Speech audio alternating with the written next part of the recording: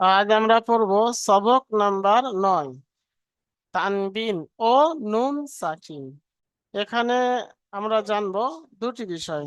কি বিষয়? তানবিন ও নুন সাকিন। তানবিন কাকে বলে? দো জাবার, দো জের এবং দো পেশকে তানবিন বলে। এই সব কিছু একত্রে মিলিয়ে কি বলা হয়? তানবিন বলা হয়। নুন সাকিন কাকে বলে? নুন দিলাম, এর উপরে একটি সাকিন দিলাম, এই যে কওমামতো, এটাকে বলা হয় সাকিন। এর আগে আপনাদের বুঝিয়েছি যে এরকম আকরি, একে কি বলা হয়? সাকিন বলা হয়। তো নুন এর উপরে যখন সাকিন থাকবে তাকে কি বলবেন? নুন সাকিন। তো এখানে পড়াটা হলো তানবিন এবং নুন সাকিনের আওয়াজ একই রকম হয়। বুঝে এসছে জি?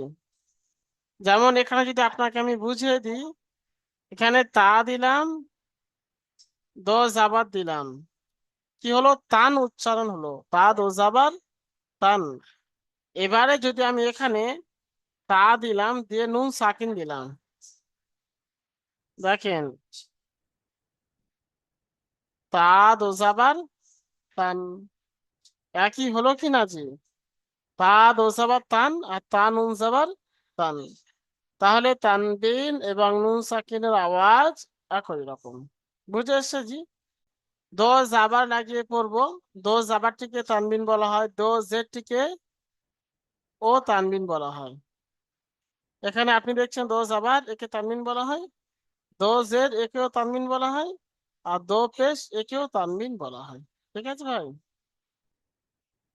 আচ্ছা, এই যে আপনারা দেখছেন, বারবার এই যে আলিফটা দেখছেন, এই আলিফটা লেখার ক্ষেত্রে এসেছে। কারণ যখন এখানে দো জাবার আসবে, লেখার ক্ষেত্রে আলিফটা আনতে হবে। আর দো পেশ এর ক্ষেত্রে কিন্তু আলিফ আনতে হয় না। তাই এটা লেখার ক্ষেত্রে আসে, এটাকে পড়তে হবে না। বা দো জাবার বান বললেই হয়ে যাবে। ঠিক আছে জি? আচ্ছা, হামজা, দো জাবার আন, বা দো জাবার বান, তা দো জাবার তান, তা দো জাবার সান, জিম দো জাবার জান,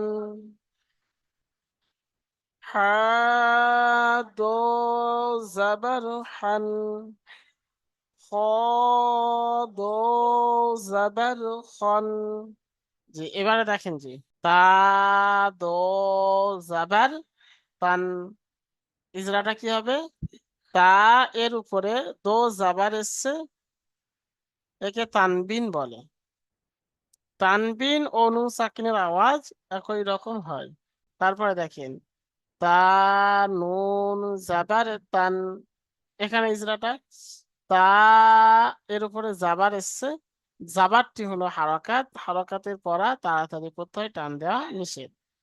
নুন এর উপরে সাকিন এসছে, আগের অক্ষরের সঙ্গে মিলিয়ে পড়তে হয়। আচ্ছা, তারপরে জি এক লাইন দেখি, আপনারাই পড়েন। তা নুন জের তিন। তার এসছে। নিচে জের এসছে, জেরটি হলো হারাকাত, হারাকাতের পড়া তাড়াতাড়ি পড়তে হয়, টান দেওয়া নিষেধ। জি। নুনের উপরে সাকিন এসছে, সাকিন বালা অক্ষর আগের অক্ষরের সঙ্গে মিলিয়ে পড়তে হয়। জি। যেমন তিন, জি।